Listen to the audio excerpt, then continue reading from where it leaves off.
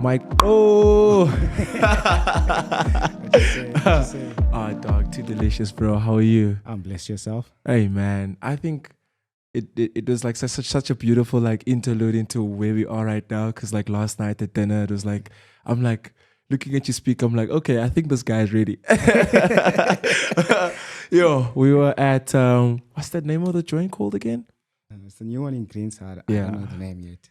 Beautiful one. Had some food tasting there, of which I was like kind of sus when I Yeah, came. you're suspicious. You're very suspicious. Bro, like, I you don't know guys why were- you doubted me that much. Like, I just I didn't doubt you. I just like saw you guys get the bill and like plates coming out. I'm like, no man, like surely this is not like for free. Oh, I just believe that like there's nothing free in Joburg, bro. And you had a cunning smile. Everyone was convincing me, yeah, dog, like shit is free, bro. You should eat. I'm like, nah. I shouldn't. You I should shouldn't. trust. You should trust. Shouldn't. It's good to see you in Joburg, bro. Good to see you too, man. Since you've moved, man. How's that move been? The move's been blessed. It's been a bit of a change, production-wise, just settling in a new city. But overall, it's been a good experience. Pushing myself, just tapping in. Gymming a lot, eh? Yeah.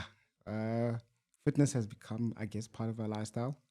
I just started off as a focus thing, like teaching self-discipline, and then building from there. It just became more of a therapy thing even now. Where Crazy. just that moment to focus, gather my thoughts, release. It came a long way from like Hubblies being your dumbbells. We don't speak much on those days Yeah, anymore. no, for sure. Shadeen, thank you so much for making it to Maak Plan, my bro. Nah, thank you for having me. It's been something in the works, I'd say. Like from the first season, I'd say I've always been interested in the way you conversate with people, get the stories. So it's an honor to be here. No, thank you for honoring the invitation, my bro. I want to take it back, man, to I think 2017, 2018, when backyard was still a backyard party. I think like as kids from Cape Town, we've always like seen you guys like curate and do things with like so much energy and noise. I want you to take us back, bro, to what those moments were like. You and Kurt and all the other homies like throwing backyard parties, and like where did that like I guess drive come from? So I guess, look, man, the drive really came from, firstly, we from the south of Joburg. It's considered like nothing really happens that side. Also, growing up, house parties was a thing around in the area. So like, there was one crazy one. What's it called? I think Big Mama's house or something like that. So For high school kids or yeah, high school kids mixed, right? That time I think I was slightly just too young to attend them. So yeah, 2017, 2018, the idea really started coming around when Kurt basically, his parents moved into like a spot and there was like a pool, yard. So we just started hanging out with the homies and we started seeing, people actually enjoy this vibe. And I started DJing in 2018. So in a way to kind of put myself out there and also just create a vibe for ourselves, started throwing house parties with the homies. Like, there's quite a few of us, man. Tony, Kurt, I don't want to forget any names. But as it started going along, like more and the homies would help out. They also saw like what it stood for. So yeah, I guess technically the idea came to conception 2017, 2016. 2018 is when we officially like started doing this thing. We had our first official one. It was with Party Time, Champagne 69. Who else was on there? Yeah, so we just put out invites, set up the yard. About 600 people came through. It was crazy experience. Like, that's when like, okay, we really have something here. And then for the next 2 years, we do it like, I guess you could say seasonally. Do like maybe 3-4 in a year. But just the logistics of it, like the house parties started becoming a bit too intense, like neighbors, police. So as we were also trying to get more formal with the way we're trying to do events, we realized the house can't serve us that much anymore. 2020, COVID hit. So think we had done our last event in Feb just before the announcement came. Uh, so yeah, we had some cash saved up. Took some time to think, okay, like what we're gonna do as a business. I've also always been into fashion. Uh, so decided, yo, with the cash saved up, we got studio in Newtown, paid 2 months lease, and we got a screen print machine. And then from there, started learning how to print. Before we get into the clothes, I still wanna dissect the house party segment, and then we'll get into how Okay. you guys turned like backyard into like fashion and etc etc. So I think during that time, 2018, it was like sort of like the rise of the internet era or the new wave, Yeah. predominantly in hip hop. Like, take me through what that felt like at your parties, right? You'd obviously book the champagne 69s of the party of the party of the worlds, the uncle party times. These were all like, I guess, like hip hop guys who were coming up, like the newer generation of hip hop guys who put their music on SoundCloud and gained popularity through then. At that parties, bro, like, was it predominantly people from the South? How did you guys connect those dots? I Uh, guess the internet made it easier, no? the internet, and also, I guess, being from the south, usually we very active because again, there's not much happening, so we tend to travel around Joburg much more. So again, 2050, 2014, 2015, started coming to Bram. I think that was the cultural hotspot, like you say, for a lot of creatives. That's where I meet a lot of the homies that would come to the parties. And then by the time 2017, I was in my first year, lights off. So you had a bit more push in terms of our homies were also in university. So it's like, yo, just us share this thing. People came through. And then, yeah, I'm trying to think. I think Ricky also gave a shout out for that one. Yeah, he pulled through. So I think it was just internet buzz and just from people having a good network of people, I guess, like always being in the streets, connecting with people, and people were really interested just to experience it. It was something different, I guess. For young people, especially like at that time, we were what, 18, 19. So the club wasn't a thing that all of us could either get into or afford. So it's like, what do you do as young people if you're trying to have fun? Crazy. Was it hard for you guys as a collective to turn internet buzz into tangible things?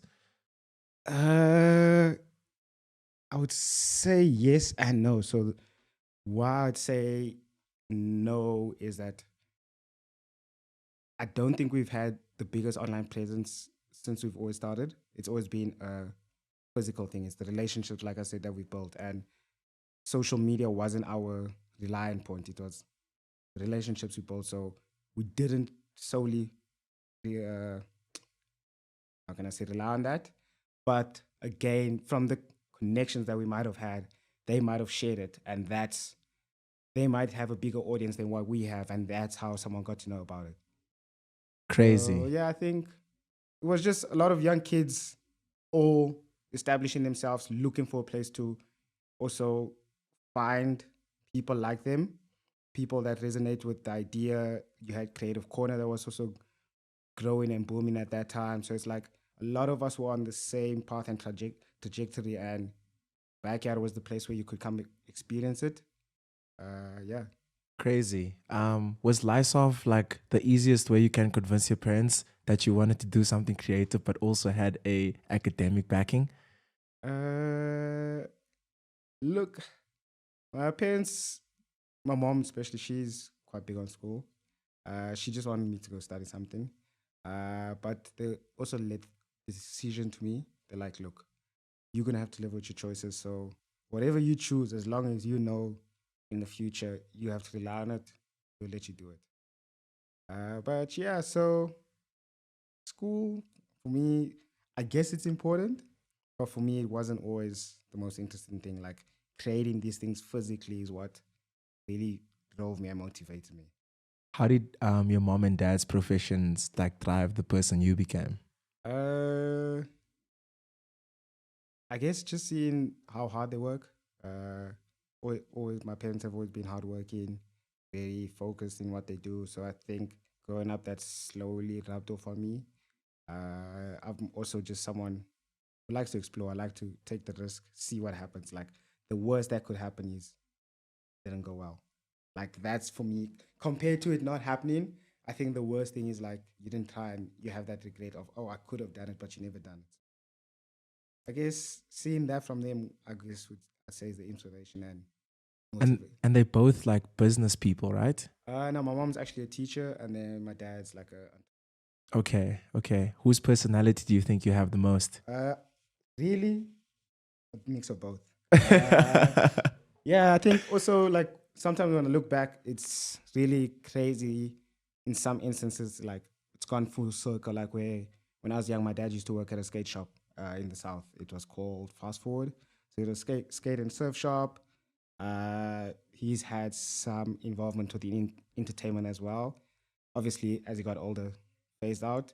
And with me, kind of just went full loop without even realizing, like getting into the clothing, the style that really influences our clothing is also based off that skate punk style, and we infusing it with what other elements that also like influence us. So I think seeing that go full circle is sometimes crazy, you know? Wow.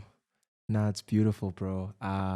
As I was like doing like preparation for this conversation, I came across a tweet that your late friend V posted. They said backyard for real.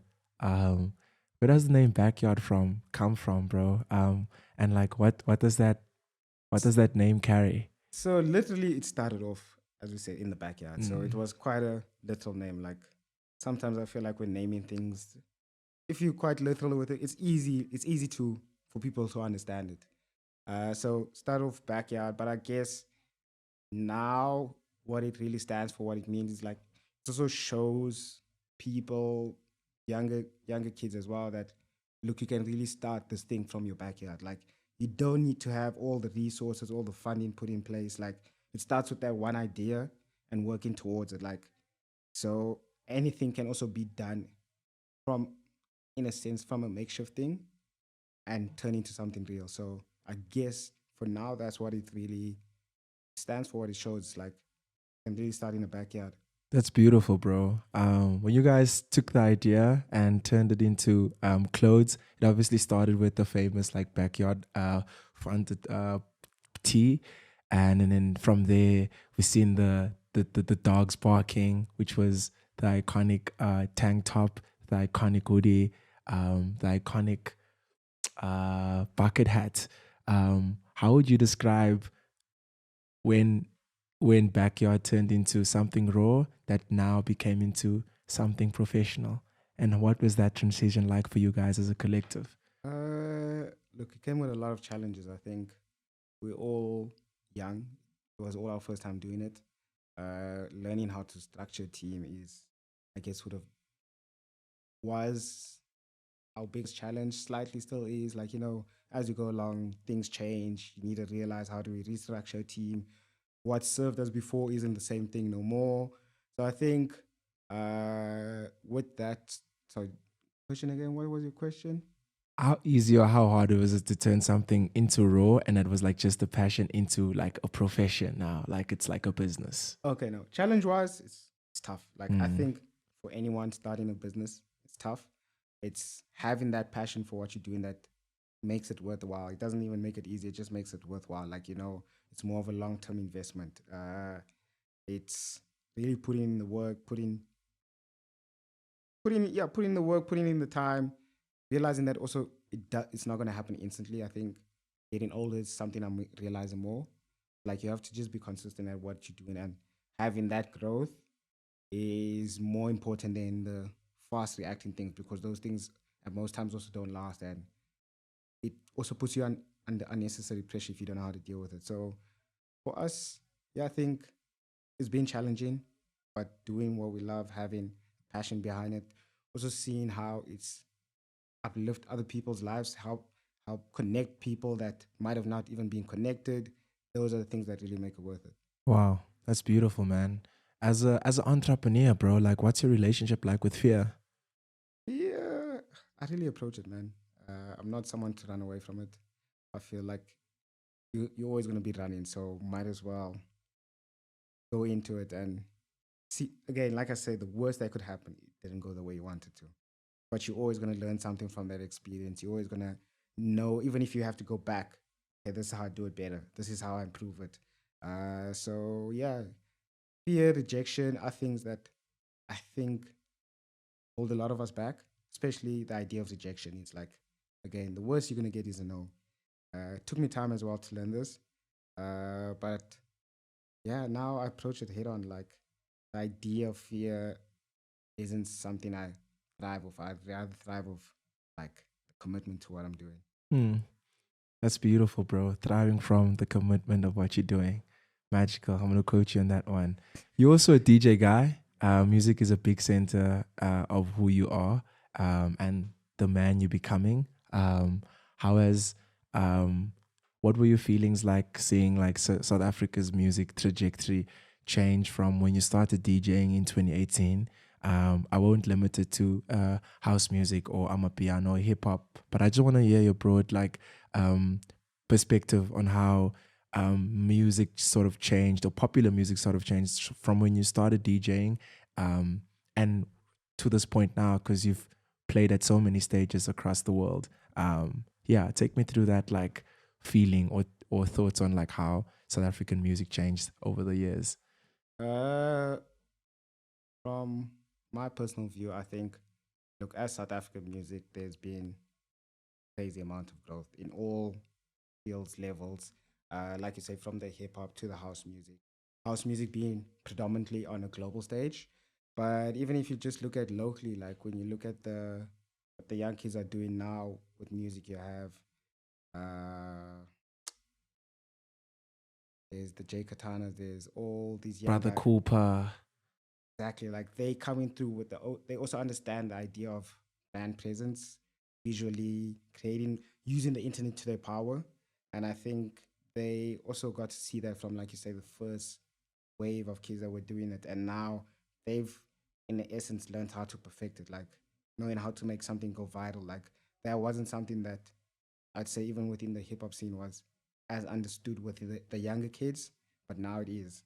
And then from house music, dance music, like globally, the impact and the amount of doors that it's open is really crazy. It's like just knowing that you're from South Africa and the music that we're putting out internationally, people open up so much doors. They're more willing to listen to our story, and it gives room for the rest of other creatives to. Sorry about. No worries, my bro. To your thizzle. Jan Sleaze is a demanded man in this country.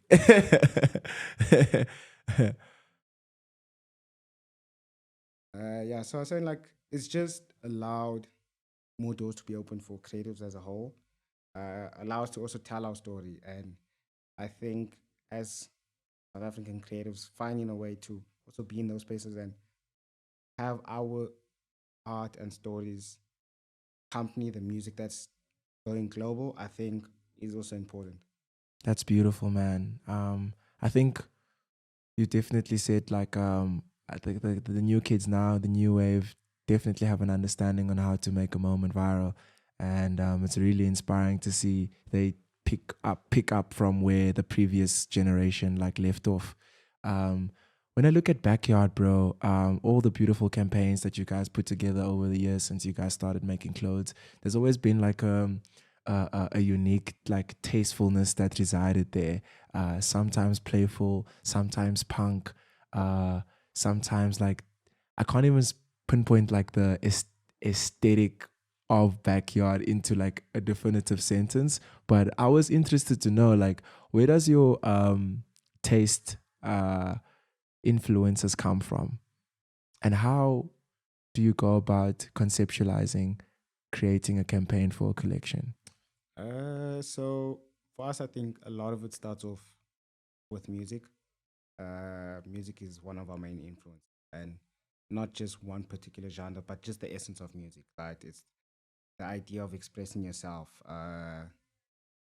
yeah, telling your story. And with that, I think being a new age South African, not to get like too political about it, but like, just being a new age South African, a lot of us younger ones have grown up in mixed environments, right? So it's you'd either have kids who stayed in the suburb, went to school in the suburb, but their friends in school come from the townships, or came from the township because they schools in the suburbs. So influences are quite mixed, right? And I think just with us, it's like growing up in that environment where one week or at a certain part of your life, you have a friend that's really into rock music, and then you have your people that are into house music and stuff like that. I think music has always been like the structure point. And then from visual references, I guess it's firstly, how do we create something that elevates, I guess, the taste level within South Africa for us? Like, what do we see that we feel is missing, that no one's telling this story or sharing a campaign in this way? And that's how we try to approach it. Like, okay, these are our visual references. So from music, film, photography, these are the things I kind of grew up liking. Like, so big into film, right? So seeing, okay, shit, I used to like how a certain thing was shot in this film and I try maybe replicate the style of shot. But how do we also take a narrative that is localized or have people within our community also give input into it and we create this expression? So I guess that it's really a community thing. It's never just one person's idea. It's like we'll start off with a blank idea or say, okay, this is maybe the first reference point you're going to go from. And then we all add into it. And then we have something that's kind of mixed. And we're like, okay, cool. This sounds dope. Let's try go with it. Beautiful. How do you know a good idea is a good idea? Uh, I guess you feel it, man. It shouldn't be too complicated. I feel like once it starts becoming too complicated, it's no more good idea because you have to kind of cover it up with makeup. So a good idea could be bare and it still gets the point across. And that's when you know, okay, this is something good to start on. But if it's something that needs so many other elements to make it the good idea, probably not the good idea. So that's how we really look at it. Like, can we simplify this? If so, yes. Then from there, we can build onto it. What impact did Riky Rick have on you? Yo, man, like in a whole, he's one of the most realist people I've met, most genuine. Just seeing how he's also been about community, having my personal interaction with him. Like he's one of the people I'd say also gave us a big push, gave us a big hand when we started off. Just by attending the events, like I said, giving the shout outs, you just pull up, not ask anything for it, interact with the community, and just seeing his approach to that, seeing what he done with Cotton Fest. Yeah, I'd say it's a very big influence on just how I'd look at marketing as well. It's like he was very smart about it without being too calculated. Again, it's the thing of, like I said, it could be simple. Yeah, and just the way he's opened doors for so many young creatives, I think it's something that's always sat with me and something that I hope I could do as we go along within our journey. Yeah, That's beautiful, man. one of the greats, RIP. RIP Makada, man. Yeah, It's beautiful. I think Cotton Fest was definitely like that place where everyone could meet and connect. yeah, no, 100%. Even What did that first one feel like? first one was crazy seeing something like this come to life. Something I've spoken about, and then see it come to life production wise, uh, having all giving a platform again for all these young kids to come perform on a stage, giving them proper production value is something not a lot of people would do or take the risk on, but he done that. He was really about the community and building community, connecting the people, and seeing that from behind the scenes, and also just as a fan, it was something beautiful. Like that the performance at that first Cotton Fest where he had the flames and the screens, like it was locked in mind. Like it was really a sight to see. Crazy. Crazy. What do you find most fascinating about like South African youth? What makes us different? We know how to work with the least. Like we're very resourceful and resourceful in a way that we make something dope. It's not like you could see they didn't have the resources. Like you'd believe that this person had the best budget in the world or something. So it's like that we, I guess, also the mix of our cultures is very something that a lot of people don't actually realize. It's like it's one of our powers. Uh, that and story, and I think the last thing is storytelling. We're great storytellers. We always know how to tell a story, from our photographers to the music to film. So I guess, yeah. That's beautiful, man. I think it's only natural to take like what you said and move into like a high moment for you this year, which was Mzansi connecting dots in Paris, which was a pop-up collaboration between Backyard, Grade, and Valhalla And in long season. and Long Season Yeah. by Kiggy. How is that atmosphere like? I think on the receiving end, this idea of Paris or Mzansi in Paris has been an ongoing one with the likes of airport minds like Mateki and many other representatives of South Africa. But to see you guys do it as a collective and bring a South African narrative in clothes together and DJing and music was something really special. Take us through what that moment felt like for you guys. So look, let me start at basically how the idea came to fruition. Uh, was there the year before for Paris Fashion Week. Few of the homies, Said, Mateki, few others, and just being there for like first Fashion Week, seeing the energy, seeing uh, at how others create around the world. So it's like Fashion Week gives you a chance to really see what's happening in the globe at one time, and just seeing how other fashion designers and creatives are moving about, like from places that we really look up to, like look at London creatives, New York, stuff like that. I realized again that we're not so far off from what they're doing. Right? Thing that we lack is really the resources to be in these spaces and to showcase our work. So then after that, the goal was like, how do we come back next year and have a space of our own instead of just viewing these places like people already enthralled with our music? How do we bring the rest of our creative industry to accompany this? And so earlier in the year, hit up the homie, said, so Kiki has also done like international Zaid as well. Tony said he definitely wanted to join.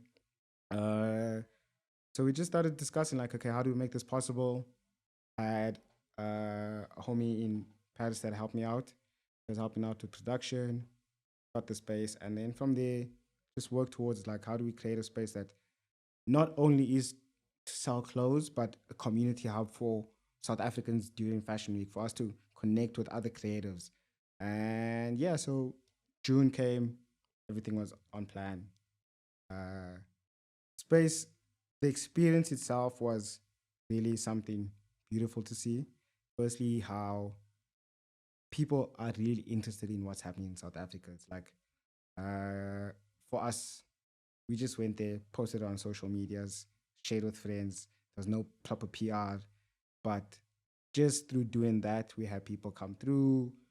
More South African homies were in town. They shared it with their homies, and just again have been able to achieve what we set out as a goal and create a space where it's more of a community hub than a store, and showcasing our talent and our culture from having short form screenings, stuff like that, having the DJs in the space, having like a 80% South African lineup in Paris, uh, stuff like that. That was really the dope part about the whole experience. Like, yeah, just the connections you have, man. It's really crazy being out there. It also gives you a push because you see the level that people are playing at internationally, and it kind of gives you that push to say, okay, we need a structure a bit more better. We need to push hard at this. And I guess sometimes you need that push if we're also trying to elevate ourselves this side here.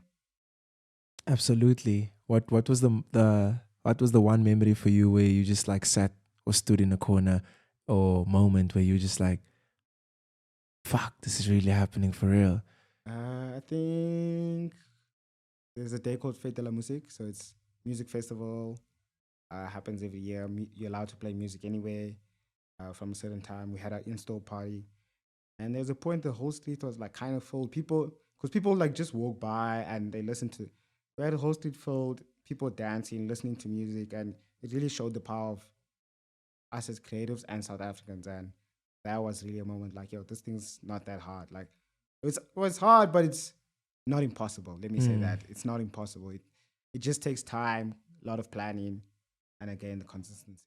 How do you answer the question when someone asks, yo, man, how does South Africa feel like? How does Joburg feel like I ho- from overseas? When I go out, I look at myself as an ambassador, right? I look at it as when people also ask these questions, I do feel like I come from one of the best places in the world. Like the culture we have, like there's no other place like this. The mix of nature, the the vibrancy, the way we dress, the way we talk, it's like it's really one of the best places. So I would highly speak of South Africa. I'm always inviting homies to come. I'm always messaging them like, yo, when you guys coming down? Like, and we've had some homies that we've met internationally that have came, and when they came here, they're like, yo, they've actually came maybe 2 times, 3 times. So for me, yeah, like when people ask, I love when they ask that question. Like, I get to tell you more. Okay, there's more than just the music part that you know. There's the rest of this. These are all the type of people that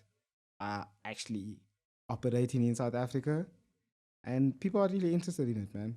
That's beautiful, man. I feel it too. 2023, TNO came to South Africa. Eben, Maru, Risky, and you guys did a beautiful collaboration. I think the collaboration was between Backyard and Broke. And for that whole week, we had like that beautiful like night party, and then obviously the beautiful collaboration TNO party at PPC. PPC, and that was probably one of the best parties I've ever. The backyard party was probably one of the best parties I've ever experienced for the whole year. And I just want to speak before we get to the party and like what that moment of celebration was. What do you think makes a good collaboration a good collaboration, and what? I think through also doing collaborations and learning from it, firstly, it needs to be natural, right? Like it needs to be instinct. Like you guys should feel it. It shouldn't be forced or done for a certain gain on just one party side. Second thing, I think there should be mutual respect on both sides. Like for collaboration to work well, like both parties should respect each other's brands or each other. And then I think thirdly, it's like understanding what's the reason for it. It's like, okay, we're doing this collaboration, but what's the purpose? What's the message we either trying to share with this collaboration? Are we doing it because maybe I don't have the resources for a certain thing and you do? And it, like I said, it needs to be mutually what? Beneficial. Mutually beneficial. Tongue twister. Mhm. Mutually beneficial on both sides, but again, it should be organic. I think for us, that's the number one thing is we've never tried to force a collaboration or chase a collaboration. It should really feel organic, where to the point where it's like, why did it take so long for this to happen? That's how organic it should feel. And yeah, I think the messaging is just as important. Like, shouldn't do collabs just for the sake of doing a collab. Should have an intention, and once you have an intention, your audience also understands why it's important to invest into this collab. How was the TNO backyard collaboration? That again, that was organic. Met the homies in Amsterdam, stayed in contact. They were coming back to SA for their second year because I think the year before they were in Cape Yes. Town and they done something with Broke. Yes. So just stayed in contact. They wanted to do Joburg for the first time. Just threw the idea down like, yo, what about doing a tea? We're gonna do the party. What about doing some merch? They're like, yeah, cool. Worked on the designs.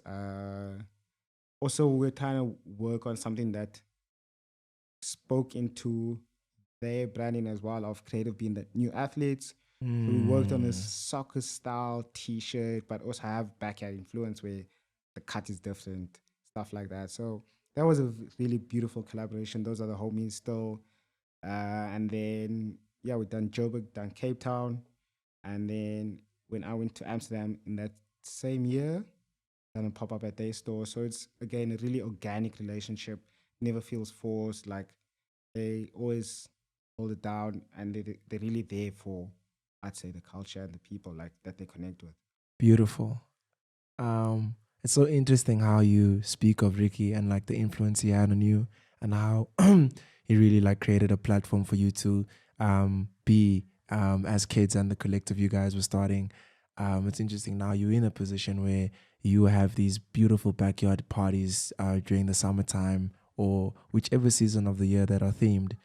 What's your take on passing the baton on younger DJs? Are you on the lookout for new talent? Like, what does that world look like for you? So I think with us, we always it's always been something within our brand to always explore, find new talent, find people who are creating a difference within their space, right? So it's never been about finding the most popular person. It's always finding people that are creating a difference in their space, creating, even if it's the most minor difference within the community, they're creating that difference. They an outlier. So that's always been, I guess, the process when we look for DJs or musicians to either put on our lineups, work with for uh, live events, stuff like that. It's always the ones who are doing something different. Those are the ones we usually look towards. So I guess in terms of responsibility wise, I wouldn't say in per se we have put it upon ourselves to say, yo, this is our we have to do this like this, but it's always come naturally. So we've never tried to switch up that formula. So Mm. even starting from the house parties, it was the people that we had on those stages then weren't the most popular people then, but they were doing something different. And later on, they grew to crazy levels. And it's like, okay, we weren't crazy about it, so we saw it as well.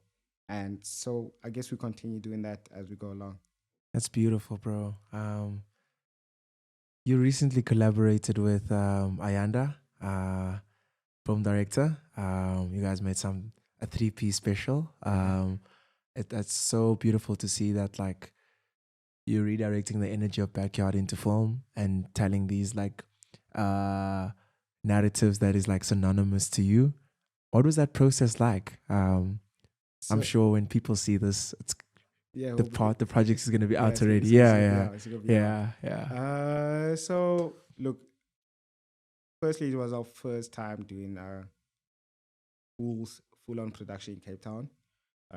Being our first campaign, also with us recently relocating to Cape Town, we wanted it to also involve again the community within, especially the creative community within Cape Town, people that we feel are making noise within their own field. So it's like having Mishka from Half and Half, TK from Internet Girls. Like it was really about firstly community, and then secondly it's just the energy we're trying to bring for the summer. Like it's about vibrancy. So working with Ayana was really a dope process. First time working together, produced and directed the thing with her. She's amazing talent, one of the best, I think. Again, finding these people that we feel are also doing difference in their community. Working with her was so amazing, smooth process. Yeah, when you guys see it, you're gonna be amazed if you haven't seen it already. uh, yeah, I think the whole process is really about building community. It's we're in a new city. How do we also build an organic community where people also get to learn about these people, like seeing, okay, who's this person in this video? Like, Mm. and that's the idea of it. So I think that process went really beautiful. It's something exciting to share. See, start of the summer. I think also Cape Town this summer has quite a few things happening, just from a creative community with even other homies that I know. So it's exciting to see what the city is going to be like this summer. People connecting, coming together. What are your prospects for the summer in Cape Town this year?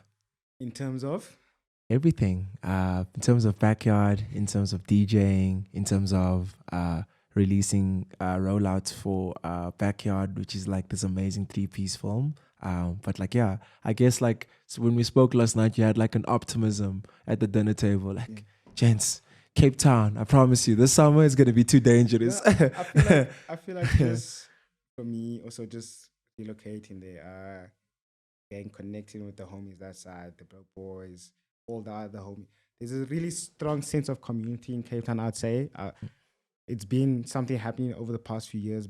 I've been doing December, 3-4 years now. 4 years, bro. You get what I'm saying? So That's it's like a high school year. That's someone was in grade 8 and now they're grade 12 and you were Cape Town. So been doing summer since then, and each time I come, I see there's more growth within the creative community as well. Like people also connecting with each other, sharing ideas, stuff like that. And I feel this summer there's more structure to it. From what I've just seen, like behind the scenes, speaking to the homies, there's more structure, there's more collaboration that people want to do, specifically within the fashion space that I'm speaking about. Like, there's more collaboration happening. People, there's dope stores to house these brands, stuff like that. So I feel like that already pulls people. Like where there's culture, there's people. Like there's no major city in the world where culture isn't thriving. So if you look at any of the major cities, culture is also a very important thing. So I feel like just by generally us creating more, sharing more, and collaborating more, it brings more people to the city. It brings more people to our country. People want to explore. People they're interested from the music. You see with the festivals coming up.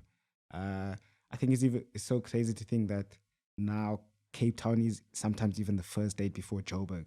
But usually it would be vice versa.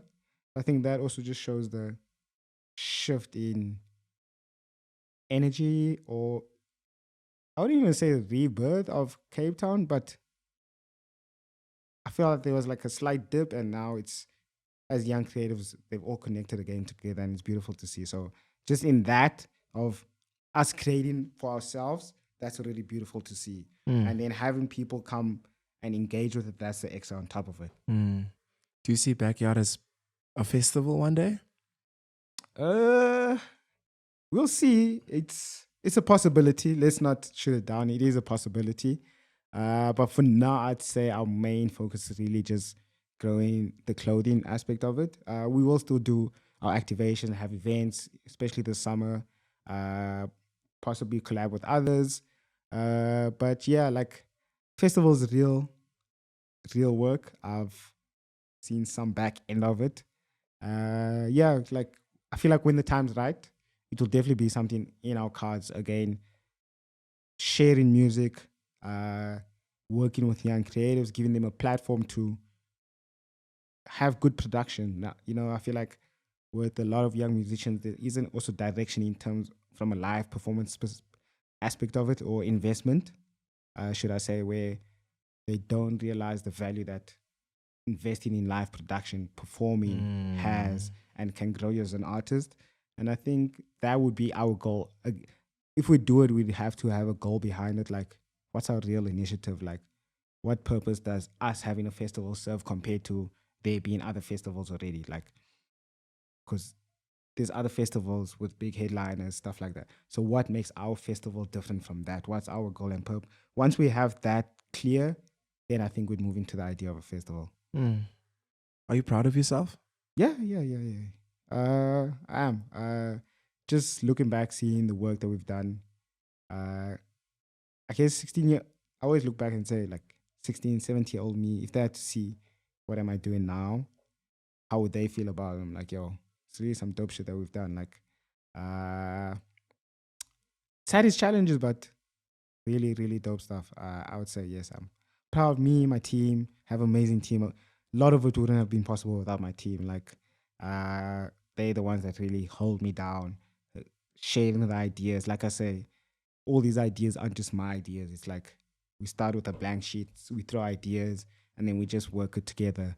I guess I'm just the face. No one that people know.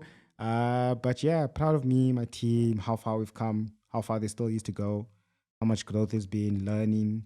All of these things are the things that I'd say, yeah, I'm proud of. Who are the humans behind Backyard that we don't necessarily know? So there's Kurt. Kurt stays in Australia. Montana stays in Australia. They're the ones that ran the Australia pop-up. There's Brandon, there's Pooty. Yeah, and then we have other people that we just collaborate with. A lot of photographers, your Cash Carlos, Lala, Slangy, Cape Town Now, building new relationships. So I'd say the team, when I say team as well, I mean like even the extended team, like Community.